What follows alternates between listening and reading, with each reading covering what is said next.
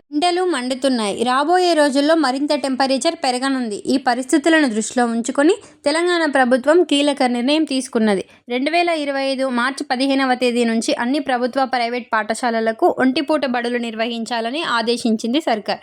Timings కూడా ప్రకటించింది. ఉదయం 8 గంటల నుంచి మధ్యాహ్నం 12:30 వరకు పాఠశాలలు ఉంటాయని స్పష్టం చేసింది ప్రభుత్వం. ఇప్పటికే ఇంటర్ పరీక్షలు ప్రారంభమయ్యాయి. అంతేకాకుండా తెలంగాణలో ఎండల తీవ్రత పెరిగింది. ఈ క్రమంలో హాఫ్ డే స్కూల్స్ను మార్చి 15 నుంచి నిర్వహించాలని విద్యాశాఖ నిర్ణయించింది.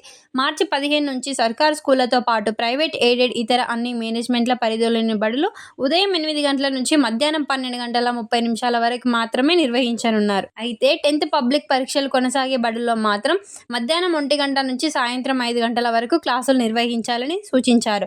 లాస్ట్ వర్కింగ్ డే ఏప్రిల్ 23 వరకు హాఫ్ డే స్కూల్స్ కొనసాగనున్నాయి.